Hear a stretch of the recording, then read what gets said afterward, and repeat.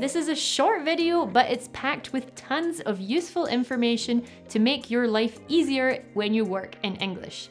First, we're gonna cover the basics of talking about time in English.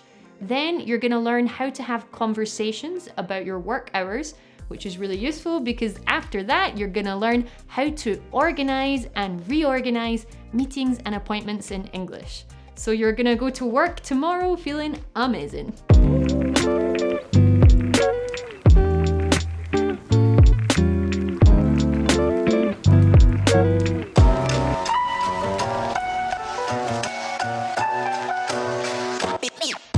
First, let's go over 4 little words that make a big difference when talking about time in English.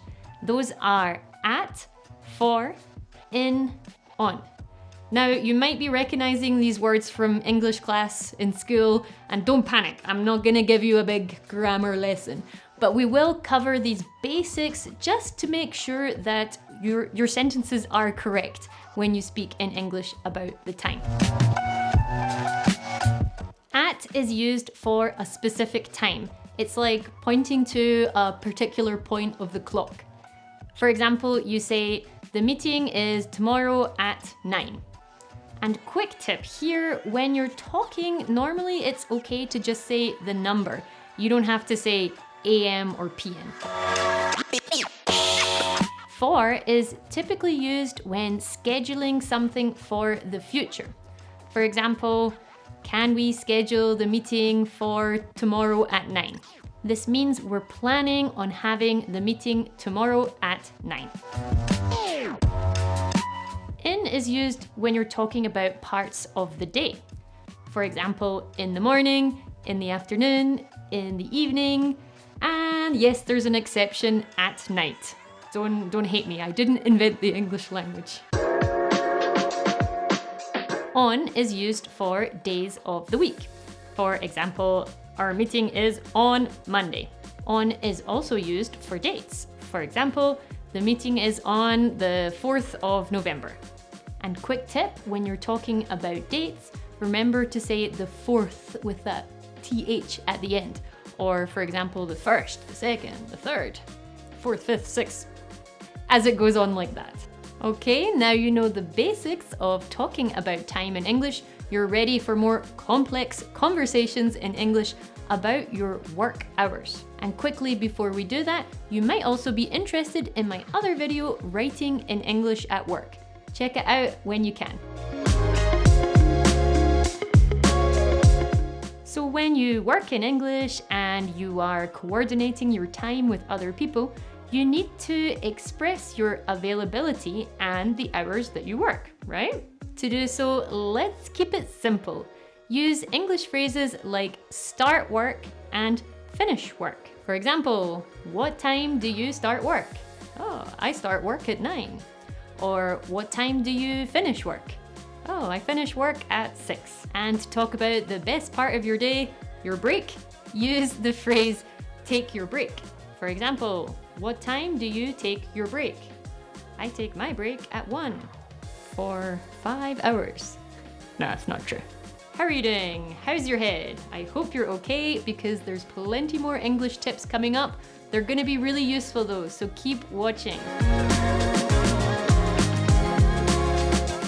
When you organize or schedule, as we say in English, your meetings, you need to first agree on a time, right? Here's how to do that in English. To suggest a meeting in the first place, you can use an expression like, let's schedule a meeting. Or if you're feeling fancy with your English, you can use the expression set up a meeting. Set up means the same thing, to organize a meeting. For example, can we set up a meeting? To suggest a specific time for your meeting, use an expression like, how about? For example, how about 4:30 on Wednesday? And to agree to a time, you can use an expression like, sure, sounds good. Or another common expression is, for example, 4:30 works for me. I know this is a maybe confusing expression when you say something works for me. It's not about your job or anything. It just means that it's good for me. So these English phrases are great if you work in English and all your organization goes perfectly according to plan. But of course, that's not the reality. What if you need to reorganize your meeting? So imagine I've just realized that 4:30 on Wednesday is not a good time for me. What can I say to reschedule, reorganize my meeting? So first, we're gonna explain the situation with an expression like this. I can't do 4:30, or whatever time the meeting was. So pay attention because in English we use this phrase quite a lot. We say that I can do a time or I can't do a time. For example, if I say I can't do 4:30, I'm saying nope, my availability is not good for 4:30. If I say I can do 5, then I'm saying that yeah, 5 o'clock is a good time. And here's how to ask to reorganize your meeting. You can keep it simple with a nice English phrase like, can we reschedule?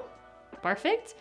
But if you're feeling snazzy with your English, you can also use another phrase like, can we move our meeting to an earlier or later time? Then you can suggest a specific time, which you already know how to do from the previous part of this video. Wow, so look at everything you've achieved with your English in such a short amount of time. Think of what else you can do with your English and how quickly you can improve.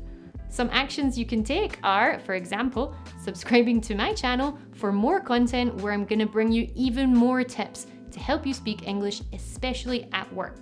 I have more resources for you on my website, talktips.tv. And if you found this video useful, I would love a like for this particular video. So congratulations to you for making time in your schedule to learn about time and schedules in English. Take care.